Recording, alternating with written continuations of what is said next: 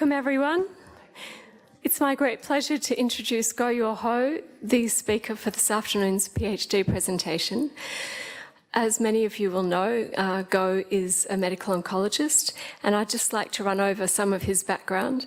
He left Malaysia at the age of 16 to go to none other as dour a place as Glasgow, arriving in the middle of the darkest, deepest winter. And he completed his schooling there and entered university there, and completed medical training. He completed a degree of MBCHB at the University of Glasgow, having completed honours as a Bachelor of Science there in molecular and cellular biology. He subsequently went on to do his basic house training there, and then moved to sunnier climes, and you can see that this climate theme is strong because he moved to Brisbane to do that. He completed his basic physician training at the Princess Alexandra Hospital and Royal Brisbane and Women's Hospital in Brisbane, and then went on to do his medical oncology training as well, and trained throughout Queensland to do that, including in Bundaberg, Cairns, Coffs Harbour and Toowoomba. He moved from Brisbane down to my lab in order to do his PhD, and at the time that he arrived in my lab, Monique Top had finished setting up our patient-derived xenograft system. This was incredibly complex at that time, and as it had grown somewhat organically from a non-existent PDX system to quite a complex cohort, it was indeed very complex and not at all digital-based. And it took someone of Gwo's calibre to be able to transfer it to our current digital platform. And I really have to thank Gwo for that. It really took a lot of perseverance to be able to do that. And Gwo applied the same perseverance not only to that platform, but to a number of other platforms in the lab. As you'll see from the aims of Gwo's PhD, he's not going to be covering all of them today because of time, but he applied that sort of approach to a number of different systems, and you'll see a number of systems that have a lot of depth and cover biology across a number of different platforms that describe ovarian tumour biology. Because of the work that he's done, he's been awarded a series of prizes, and I'm just going to name 3 of those. So 2 relate to the Australian New Zealand Gynecological Oncology Group, or ANZGOG, one of our clinical trials groups. He won the Best Scientific Oral Abstract Award in 2018, which was $1,000, and the Best Abstract Award in 2017. And recently this year, an ESMO travel grant for $1,200. So here's a number of publications that are in preparation at the moment, although we've asked him, David Botel is his other co-supervisor up the back there, he's focusing on completing his thesis at the moment, which he should be submitting in September. So welcome, Gwo. We're looking forward to your seminar. Thanks.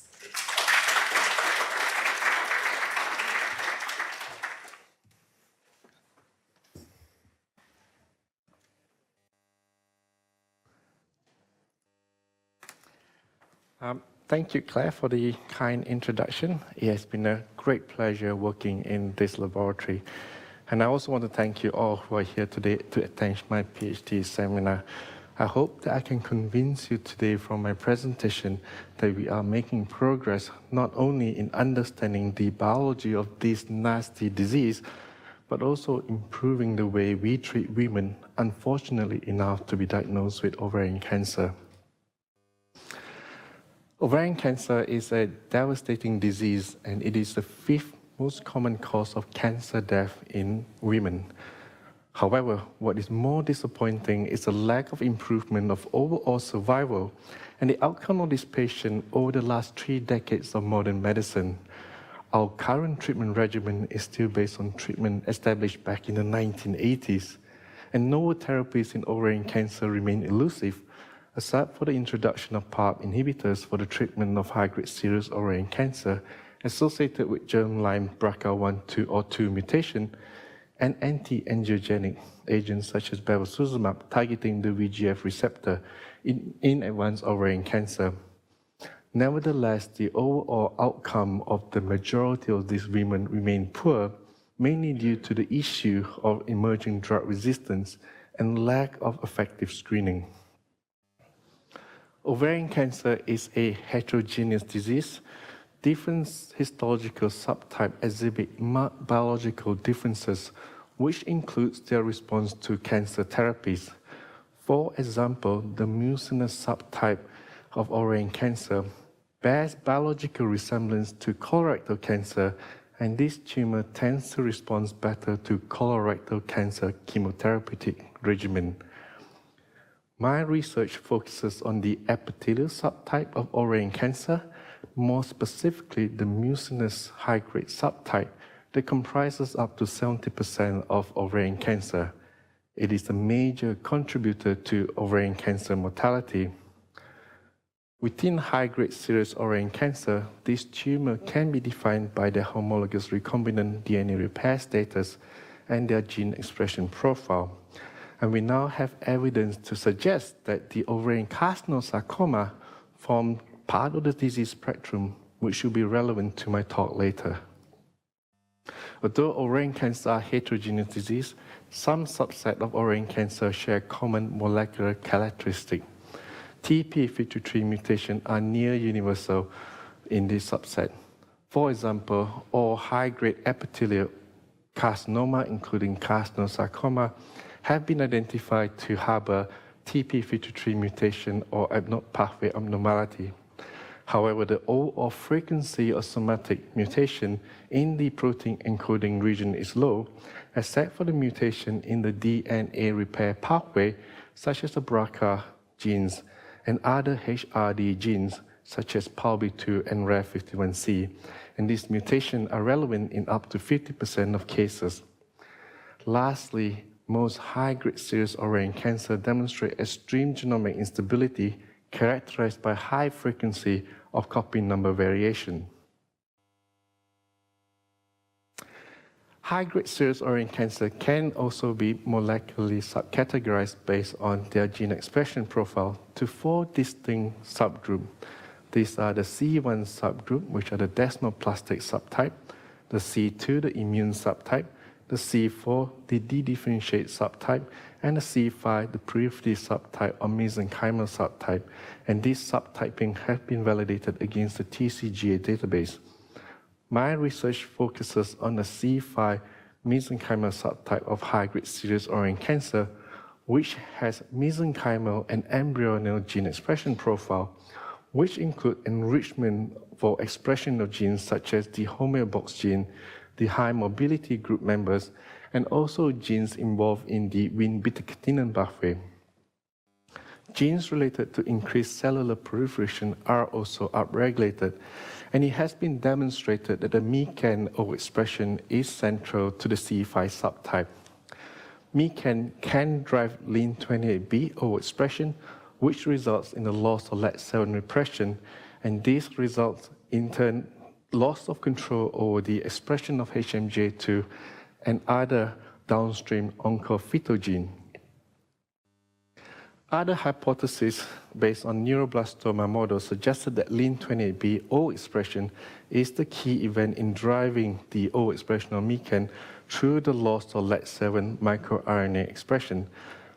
However, in summary, MYCN overexpression remains the key genetic features that drive the stem cell-like proliferative and mesenchymal cell phenotype in this subgroup. So my PhD study centers around 3 main aims. The first aim to understand the role of oncogene MYCN in ovarian cancer tumorigenesis, and this is achieved with the use of transgenic mouse model and also immortalized human fallopian tube cell lines model. Secondly, to explore novel therapeutics for MYCN-driven or C5 high-grade serous ovarian cancer, and to understand the mechanism of drug resistance to better formulate combination drug regimen to overcome this issue, and this is achieved using the patient-derived xenograft models. And lastly, to bring forward the novel therapeutics and knowledge gained from all these preclinical models into the clinic. For today's presentation, I'll be focusing on these three subsets of my aims as highlighted here. And here begins the first part of my talk.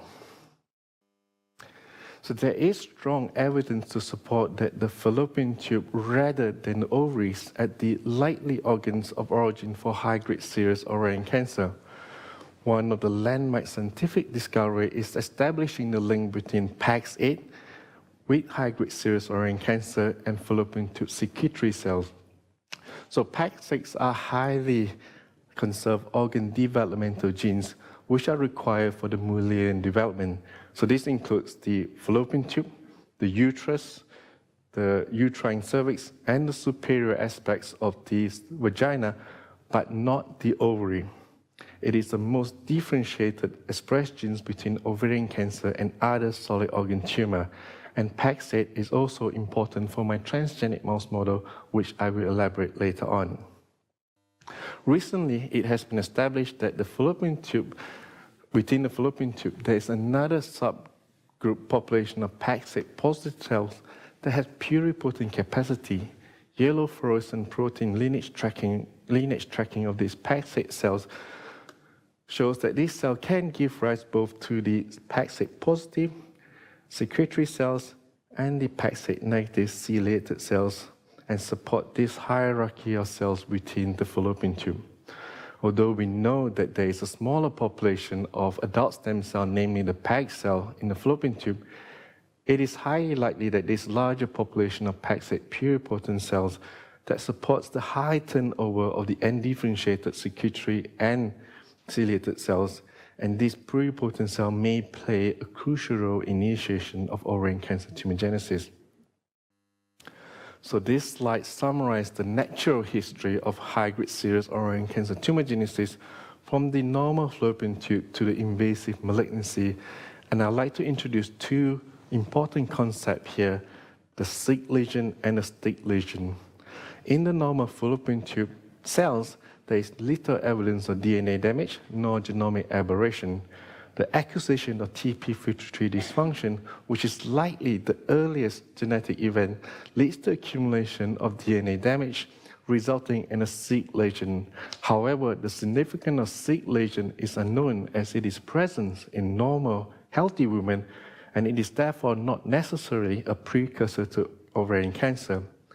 Additional genetic aberration will lead to the development of serous tubule intraepithelial carcinoma or stick lesion, and these lesions are associated with increased copy number alteration and telomere shortening, and these are well-established precursor to invasive malignancy. So I have three questions in my part one. The first question is, can MYCN pathway activation together with obligatory p53 dysfunction cause cancer arising from the PAX8 cell? The second question is, does the cancer driven by MYCN pathway activation recapitulate human ovarian cancer tumorigenesis? And the last question is, what are the key biological effects of MYCN pathway activation on the fallopian tube secretory epithelial cell? I have utilized the transgenic mouse model approach to address all these three questions. I am able to direct the activation of MYCN pathway activation and expression of mutant p53 to the PAX8 positive ONI cells, secretory cells, using the PAX8 RTTA category system. So the PAX8 RTTA allows spatial control of the Cre activity to the PAX8 ONI cells, and the category system allows temporal control of the Cre expression inducible only after doxycycline exposure.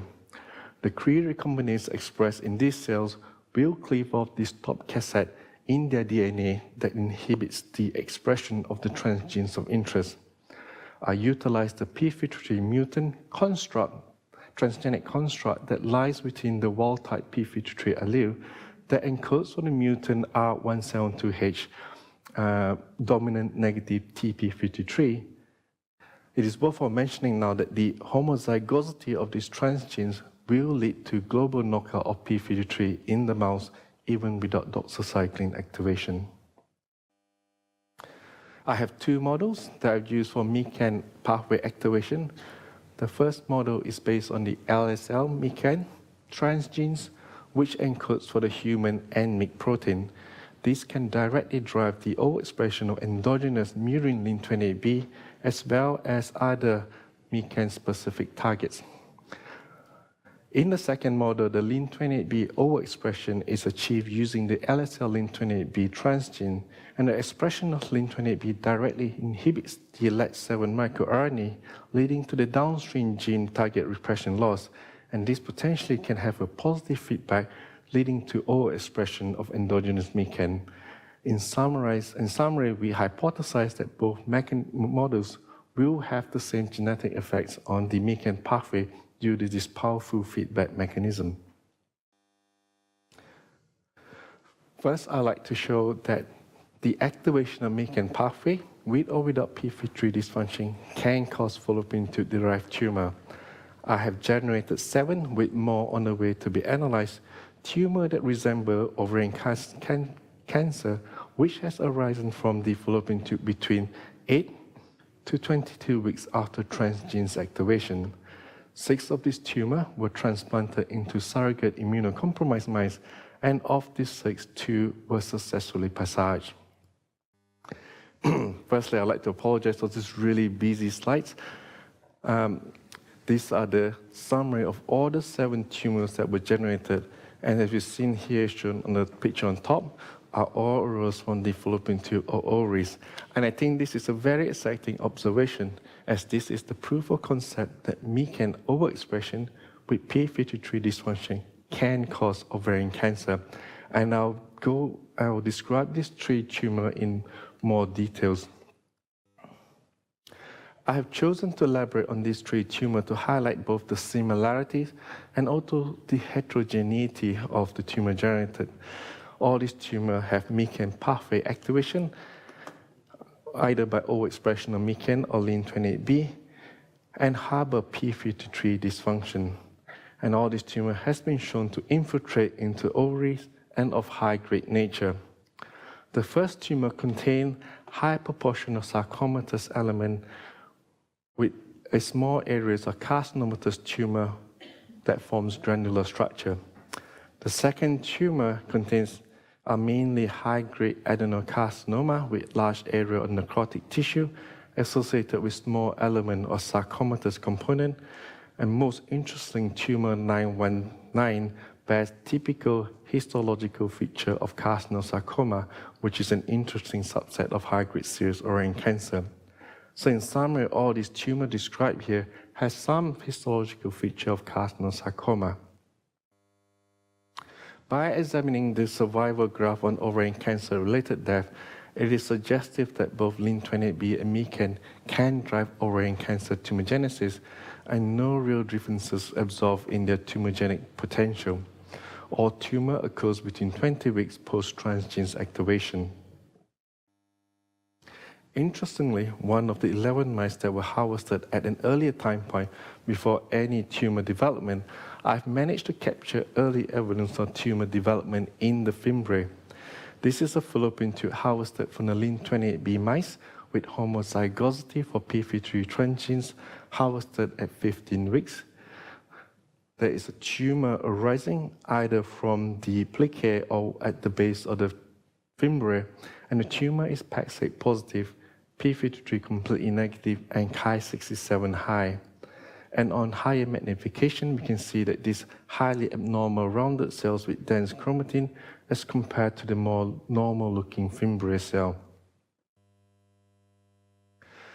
The in-depth analysis of fallopian tube of these transgenic mice harvested at various time points when they become ill show evidence of pre-malignant changes in the fallopian tube. Here are the 3 examples of the fallopian tube histology for mice harboring both MYCN pathway activation and mutant p53 harvested at 11 weeks to 51 weeks post-transgenes activation. And all these lesions are PAX8 positive, p53 positive, and have high proliferative signature akin to the premalignant serous tubal interepithelial carcinoma or stick lesion. From my early Harvard experiment, when these mice were culled at a specific time point whilst they're still healthy, I have identified a recurrent phenomena where activation of MYCN pathway with the loss of p53 dysfunction can lead to development of invasive PAX8 positive cells into the stroma of the fallopian tube. Just to orientate you here, these are the fallopian tube lumen, and it's the base of the fallopian tube. Similarly, the lumen and the base of the fallopian tube. You can see the appearance of these highly abnormal atypical cells, which are PAX8 positive and Ki67 high, and these were observed in 4 out of 11 mice with homozygosity for the p53 transgenes. And lastly, I've also observed the development of stick lesion in the transgenic mice with both MYCN pathway activation and p53 dysfunction in my earliest Harvard experiment. These are dysmorphic cells mainly seen in the fimbriae as early as 6 weeks, which was stained positive for p53 but lacked the proliferative signature. As I mentioned earlier in my introduction, these may represent the earliest ovarian cancer premalignant changes. To further investigate the effects of MYCN activity on the fallopian tube, I have generated organoids from fallopian tubes harvested from these transgenic mice. These fallopian tubes harvested were gently digested to generate small cluster of healthy cells as seen in this video here. And we believe more than one type of cells were captured in each cluster, and the spinning of this cell, as you can see here, are due to the active beating of cilia in the live cell. Immunohistochemistry of this cell confirmed the retention of a population of PAX8 positive cells in each cluster, and these cells were seeded in metrogel submerged in appropriate media to generate organoids. In human, a normal fallopian tube organoid grows rapidly within 2 weeks to form cystic lesion with invaginating structure as shown here, and this mimics the plique structure of a normal fallopian tube. More importantly, to mention that they do not form any outbranching structures. So I have harvested fallopian tube from mice with different combination of transgenes for this experiment to show the effects of each gene on the organoids. As you can see here, the MYCN overexpressed cells with dysfunction p53 grew into densely packed mid-sized organoids with highly abnormal morphology, unlike what you see in the wild-type fallopian tube organoids. So in the wild-type fallopian tube, these cells form nice, round, cystic, mid-sized organoids within 12 days of culture. And if you introduce one allele of p53 mutation or MYCN overexpression, you end up with a larger cystic organoids, but the morphology remains relatively similar to the wild-type organoid. However, those organoids from the MYCN overexpressed and p53 dysfunction mouse are highly abnormal looking, and they've completely lost their cystic morphology, suggesting that they have lost their cellular polarity. They are now densely packed with cells and now beginning to show evidence of invasion into the surrounding matrix. So coming back to the question from the beginning, I hope to have convinced you that we can drive ovarian cancer development with MYCN pathway activation and p53 dysfunction, and I hope to have demonstrated that the tumorigenesis process recapitulates that of human cancer tumor development as I described earlier in my introduction. And lastly, MYCN pathway activation can drive loss of cellular polarity, increased proliferation, and cell invasion. And I'd like to take a further step by investigating the consequence of introducing a third genetic hit aberration into the fallopian tube secretory cells. P10 was chosen as our third genetic hit to replicate ovarian cancer models already been published in the literature. And this is achieved by utilizing the gene editing technology CRISPR to knock out tumor suppressor gene P10 in our current transgenic mouse model. I have generated fallopian tube I have harvested the fallopian tube of a mice with LIN28B and p53 mutant transgene and generated a cell line following multiple passaging and fibroblast depletion. We introduced the CRISPR-Cas9 with p-tine guide RNA in a single RNP complex via nucleofaction, and we've shown by sequencing that we have achieved high mutation frequency to the p-tine region in these cells. Half of these nucleofactor cells were injected back into the left bursa of 3 surrogate CBA mice. 2 of 3 mice developed tumor arising of the bursa of the injected site. Here is one that was harvested showing the tumor wrapping around the ovaries with another tumor arising near to the surgical site. And the histology of this tumor was reviewed by Ronnie Dratkin from UPenn, one of our collaborators, and was confirmed to bear very close resemblance to ovarian carcinosarcoma. There are large areas of tumor with sarcomatous feature associated with smaller regions of tumor with serous component. And just to mention, ovarian carcinosarcoma is a rare and aggressive subset of high-grade serous ovarian cancer with poorest prognosis, and I'll revisit this tumor later in the third part of my talk. So in addition to the summary above, as I mentioned earlier, that MYCN pathway is relevant genetic event in early ovarian cancer tumorigenesis that can drive cancer hallmark features in a cell of interest. I have now shown that by introducing further genetic hits and genetic aberrations such as tumor suppressor gene loss can give rise to ovarian carcinosarcoma. So the next part of my talk focuses on exploring novel therapeutic for C5 high-grade serous ovarian cancer for clinical trial purposes. Unfortunately, all women with relapsed ovarian cancer will eventually succumb to their cancer. High-grade serous ovarian cancer is associated with poor prognosis, in particular the C5 subtype, mainly due to the lack of effective treatment when the standard platinum-based chemotherapy failed, and therefore it is an urgent need to explore new effective therapy for this subset of ovarian cancer. The Tan Lab in Singapore published their own high-grade serous ovarian cancer classification in 2013 by profiling gene expression of various commonly available ovarian cancer cell lines. We are particularly interested in a STEM-A subset that appears to have similar gene expression profile with the C5 and the proliferative TGCA subtype. Their in vivo drug screen shows higher sensitivity of this STEM-A cell line to microtubule dynamics inhibitors such as vincristine and vinorabine as compared to the standard treatment paclitaxel.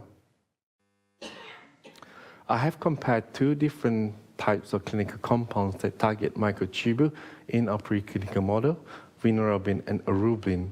So vinorabine and erubrin are microtubule inhibitors that are different to paclitaxel in the sense that they have additional binding site to the plus end of the microtubule, preventing polarization and therefore inhibit the elongation of microtubule. Erubrin has 2 additional advantages. 1, clinically as a more tolerable drug, and 2, biologically, it has been shown to reverse the EMT processes and improve immune microenvironment, and therefore has been proven clinically to have synergistic effect with immunotherapies. However, currently both vinorabine and erubrin are not standard of treatment in clinic for ovarian cancer due to early clinical trials that shows in unselected population of relapsed high-grade serous ovarian cancer, the response rates are particularly poor, and particularly in one of the second phase 2 trial for vinorabine, where only 3% achieved meaningful response, whereas erubrin only achieved 5% response rate in platinum-resistant and 19% response rate in the platinum-sensitive population. So I have 2 aims of question I'd like to address in this part of my talk. The first one is, can I generate a robust preclinical model of C5 high-grade serous ovarian cancer? And the second question is, can I show that is erubrin more effective than either vinorabine or standard treatment cisplatin in these preclinical models? So patient-derived xenografts, which are referred to as PDX from now on, are preclinical models of cancer generated by engrafting human tumor fragment into immunocompromised animal, and in this case, a mouse. A successfully engrafted tumor can be further expanded into larger number of mice for multiple times and can be used as a renewable resource for a variety of experimental purposes, including exploration of novel therapies. Once a PDX model has been validated to show that the tumor retains its original biological function, this is a powerful preclinical model.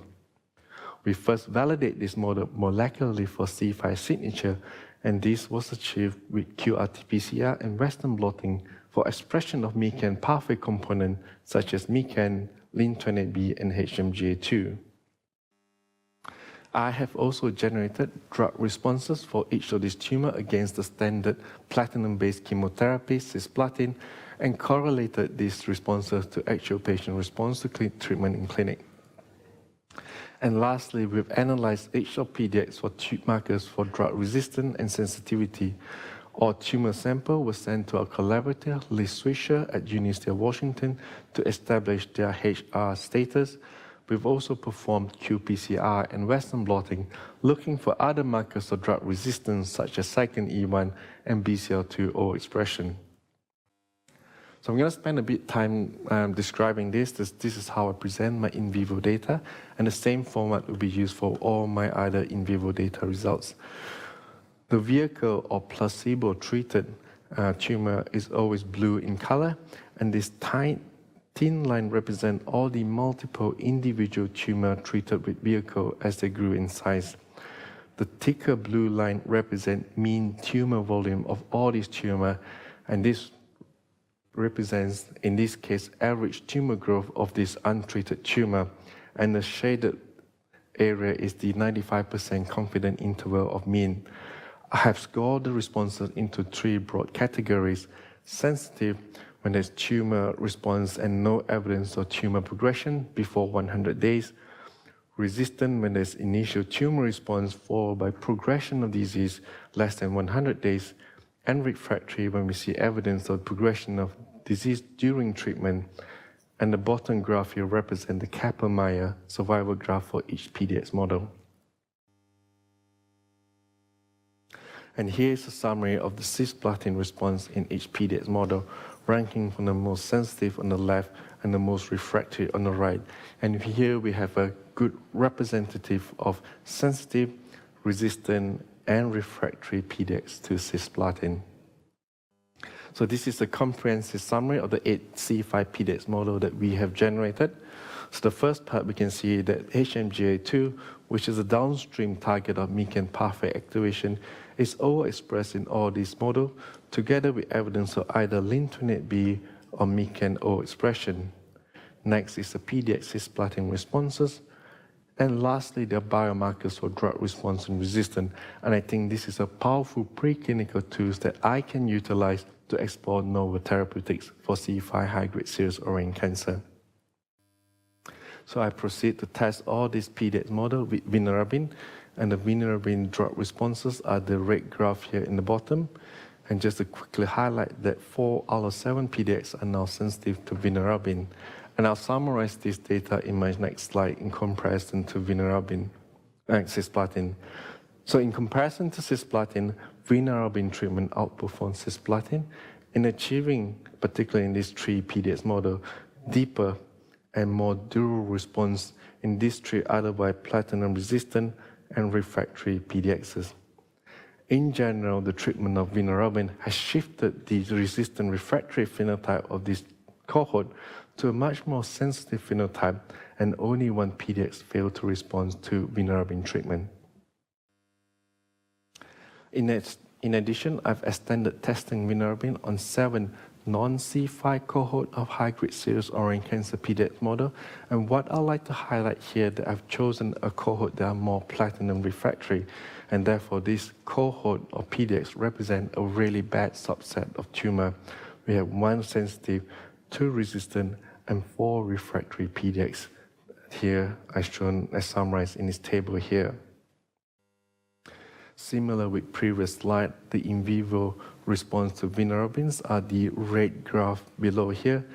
And I can see that only 2 tumors from this cohort are sensitive to vinorabin, as highlighted here. The rest of the tumor were either resistant to vinorabin, with 1 refractory to vinorabin. So this is the summary of the vinorabin response in this cohort, which is less impressive than what I've shown for the C5 cohort.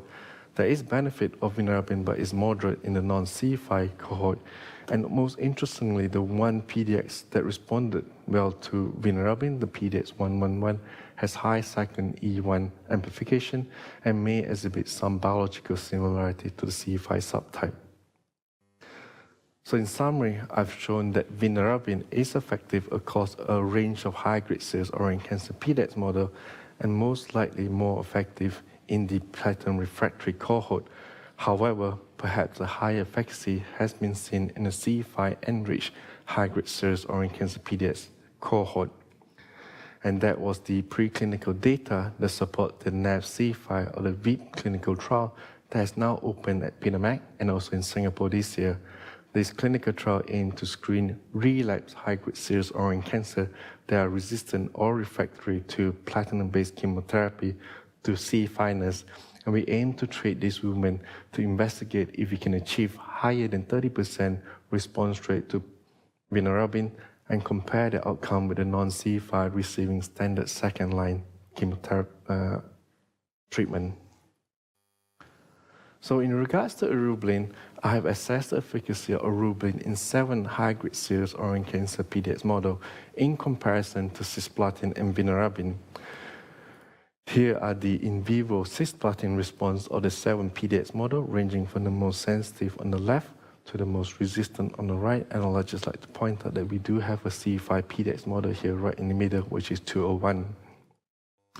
All the PDX were assessed for their vinorabin response, as shown in this great red graph here, and tested. And I've also tested all these PDX with eribulin, as shown as this bottom graph here with the purple line. And I'll summarize all these results in my next slide. So I've shown that eribulin outperformed both cisplatin and vinorabin in this cohort of high-grade serous ovarian cancer PDX model. 3 out of 7 PDX are sensitive to eribulin, and interestingly, the most sensitive PDX is PDX201, which have disease response with no recurrence, which is a C5 high-grade serous ovarian cancer PDX model. In general, if you can see here, most PDX treated with eribulin achieve some form of response. And this table here summarizes that we can change a resistant refractory phenotype of this high-grade serous ovarian cancer when treated with cisplatin to a much more sensitive phenotype with eribulin treatment. So, in summary for my aim2, I've shown that I've confirmed and expanded a cohort of well-annotated C5 high-grade serous ovarian cancer patient-derived xenograft model, which will be a powerful tool for generating preclinical data. And I've also shown that microtubule inhibitors, eribulin, may have a specific role in certain subgroup of high-grade serous ovarian cancer, especially the C5 subtype. And in talking to eribulin, this nicely leads on to my next part of my talk. So now to the last part of my talk, which focuses on exploring eribulin as a treatment option for ovarian and fallopian tube-derived carcinosarcoma. And now I'm going to present my preclinical data supporting a WEHI-initiated investigator-led clinical trial that we are about to submit. So what is ovarian carcinosarcoma? So ovarian or fallopian tube-derived carcinosarcoma, which I will refer to as from now on as ovarian carcinosarcoma, is a rare and heterogeneous disease accounting for about 1% of ovarian cancer. It has a biphasic malignancy that contains both the carcinomatous and sarcomatous element, thus contributing to the difficulties in treating this malignancy. And there is now substantial evidence to support that ovarian carcinosarcoma form part of the high-grade serous ovarian cancer disease spectrum. However, despite this, the overall prognosis for patients with ovarian carcinosarcoma is poorer than high-grade serous ovarian cancer, owing to the fact that these are more aggressive and treatment-resistant neoplasm, and we do not have any effective second-line treatment option for this cancer, thus highlighting an urgent need to explore novel therapies for these women. The MYCN pathway is relevant in both ovarian carcinosarcoma as is in high-grade serous ovarian cancer. The high mobility group 82 protein or HMGA2 overexpression is one of the key markers of MYCN pathway activation, and it seems to be overexpressed in 60% of high-grade serous ovarian cancer and up to 60% of ovarian carcinosarcoma. And I've already shown in vivo evidence, as I shown earlier, to suggest that microtubule inhibitors may be more effective than platinum-based chemotherapy in the treatment of MYCN-driven ovarian cancer PDX model. So I have two questions to address in this part of my talk. The first question, is targeting microtubule dynamics with urobilin more effective than standard of platinum-based chemotherapy in ovarian carcinosarcoma? And the second question is, can I develop a robust preclinical models of ovarian carcinosarcoma to study the mechanism of drug activity and resistance in this disease? I am presenting 6 ovarian carcinosarcoma PDX in vivo data, and all this tumor has been confirmed to be carcinosarcoma following the review of the original surgical and the PDX tumor histology by our panel of gynecohistopathology specialists. So I perform my immunohistochemistry for PAX8 for fallopian tube cell lineage, HMGA2 to establish MYCN pathway activation, Vimentin as a mesenchymal marker, and pan-CK as an epithelial marker. And I ranked this tumor according to their carcinomatous and sarcomatous percentage, with the highest carcinomatous tumor on the left and the sarcomatous tumor on the right. Most of these tumors are stained positively for PAX8, except for 592, which is not surprising, as up to 30% of ovarian carcinosarcoma, particularly the sarcomatous element, can lose its PAX8 positivity. More importantly, HMGA2 immunohistochemistry is positive in all these PDX tumors. My in vivo PDX data confirm that targeting microtubule, in particular with urobilin, are more effective than the standard of treatment cisplatin in all our ovarian carcinosarcoma PDX model. So not surprisingly, 4 out of 6 ovarian carcinoma PDX are refractory to cisplatin. As you can see here, none of them achieved any response, and 1 being cisplatin resistant, where it progressed before 100 days. 3 out of 5 PDX are sensitive to urobilin, but achieve almost complete response, and 1 of the PDX achieve a prolonged stabilization of disease with a late tumor regression leading to improvement of overall survival. In comparison to paclitaxel and vinorelbine, in general, urobilin either show trends to perform similar or slightly better than these 2 compounds. In parallel, I have generated a fallopian tube-derived carcinosarcoma by driving MYCN pathway activation with loss of p53 and RB1 function to the fallopian tube secretory cells, and this was achieved using the same PAX8 RTTA category system. Following the activation of transgene, fallopian tube was harvested and implanted into the birth cell of a surrogate immunocompromised mice, and a tumor was observed after 5 months. This tumor was successfully subcutaneously engrafted into another immunocompromised mice, and a stable cell line was generated, which is important for my research later on. This tumor was confirmed to be carcinosarcoma, once again by our gynecohistopathologist.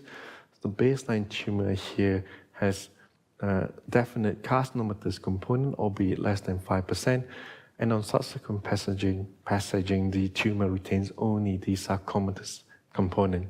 So this tumor is PAX8 positive, and only the sarcomatous component overexpress HMGA2 and Vimentin. I again demonstrated that microtubule inhibitor, urobilin and vinorelbine, were more effective than the standard of treatment cisplatin and paclitaxel. This tumor is cisplatin refractory and also refractory to paclitaxel, and the treatment with vinorelbine and urobilin resulted in deep, meaningful tumor regression, but we can observe progression of disease was seen immediately post-treatment cessation.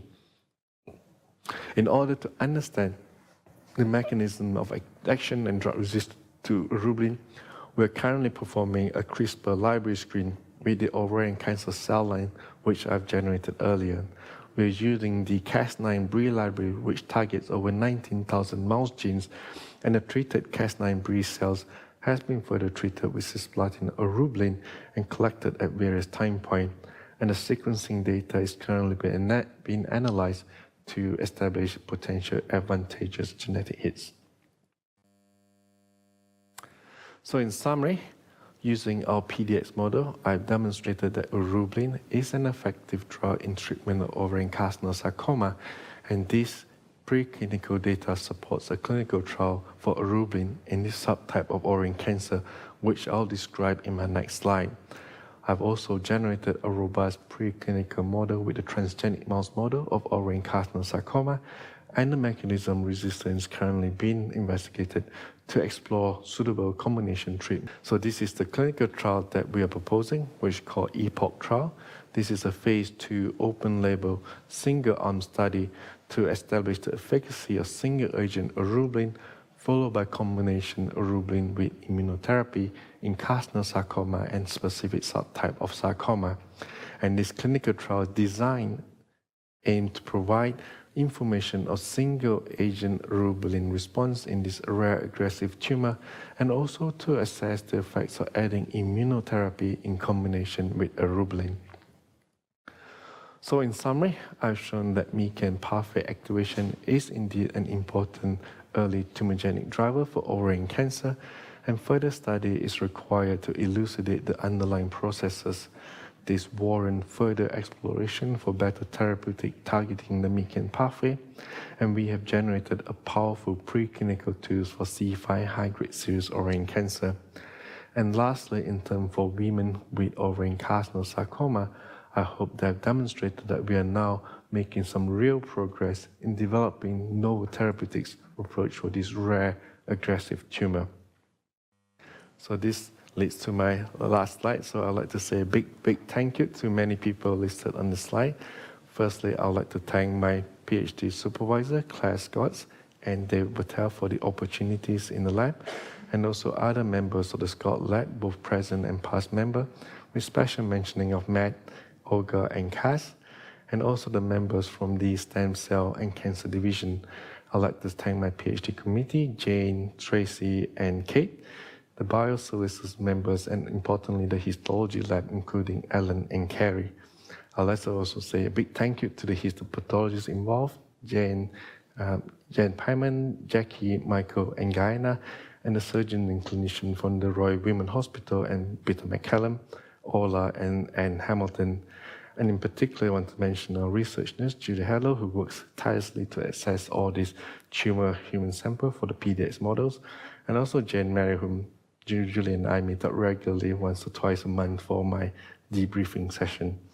And I'd like to express special thanks to my family, particularly my wife, who is my pillar of sanity in the last 3 years, and my 2 kids, who are my strongest motivator and driver during my PhD years, which is Daisy and Susanna. And last and not least, to all the women with ovarian cancer and their family who has contributed to this research. Thank you. Thank you for an excellent seminar. Open to questions.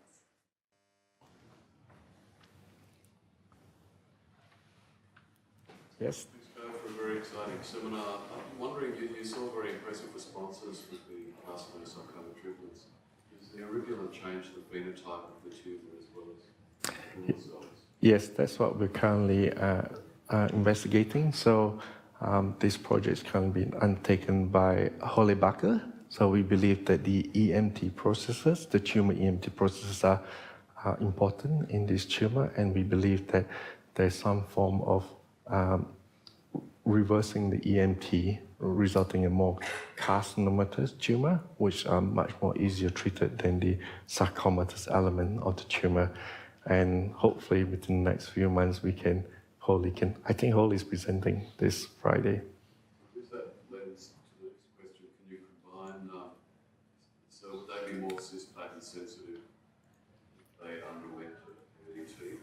Well, we hope to, but most of these tumors are platinum refractory resistant, as shown in my earlier slide. And I think that combination of eribulin might be much better with immunotherapies, like because it has been shown with triple-negative breast cancer presented, I think, last year in San Antonio, or the year before, they have quite good synergistic effect by improving the immune microenvironment. But we're doing the Cas9 library screening to try to identify what other much more better combination therapy with eribulin instead of cisplatin. And hopefully we'll see some interesting results, which Cas Vandenberg is currently undertaking that project now. Good questions. Hey, Jane. Yep. Very nice, Gwo. I'm just trying to understand this relationship between stem A, stem B, and C5. So do both stem A and B overexpress MYC? And what's the difference? Because it's quite confusing. Right, yeah. Between stem A and B. I'm not sure what's the difference between stem A and B. We're interested in stem A. I think they base their gene expression profile based on commonly available cell line gene expression. And it's the stem A that we felt that has quite close correlation to the C5 subtype and the periphery subtype. So it's that subset that we are more interested that show high mesenchymal gene expression profile. I haven't looked particularly in the stem B population of that subtyping. Just a second question. Sorry. Going back to the mouse, the normal mouse fallopian tube organoids, which are growing beautifully. Right. Have you had a chance to look at secretory versus ciliated cells? Those organoid assets? Well, not particularly. So what I've done so far is to stain for PAX8, and as shown in the last I've described at the bottom, we do see some from a higher population of PAX8 positive cells, which is likely either, probably most likely less population of ciliated cells. And I think the ciliated cells tend to die off during the culture because they are end-terminated and they're not able to regenerate. However, the MYCN and the p53 are often targeted into the PAX8 cells. I haven't looked specifically whether they are secretory or less secretory, and that could be a project that we will undertake later on. And we definitely have those cells frozen down in the fridge anyway. And we've managed to passage them as well, so which is good. The ovarian carcinoma sarcomas usually have a P10 loss. Is that why you... No, we've chosen the P10 loss mainly because some of the main ovarian cancer mouse model, transgenic mouse model, particularly the paper published from the Ronnie Drapkin groups, they uses P10 as one of their main aims. So we'll basically try to recapitulate what's been shown in the literature and however, what we've done is that because we now optimize the Cas9 nucleofaction, and we can actually introduce any form of guide RNA, and particularly we're interested in NF1 and also RB1, which are much more relevant in ovarian cancer than P10. So that was just one of the proof of concept that we can do it, and we have successfully done it. And now we can go back and do more with different third genetic hit. 2 minutes remaining. Okay. Yeah. You mentioned that you were testing various genetics. Did they have any effect on any of your ovarian cancer models? I've shown usually as a single agent, BHT mimetics are not useful, and that's quite commonly seen in solid organ tumor. We have seen some efficacy in combination with either chemotherapy in BCL2 high tumor, particularly the Mayo cell, which I haven't presented the data here, and also in combination with with bromodomain inhibitors, and that shows that combination with BHT mimetic shows some very short-lived responses And we have currently been doing ATAC sequencing and chip-seq analysis to see what are the mechanism of activity and resistance in the 2 tumor PDX that responded to combination BH3 mimetic and bromodomain inhibitors. So they are useful, but not as a single agent. Great. And on that note, I think we'll draw to a close. Please join me in thanking Gwo for his seminar.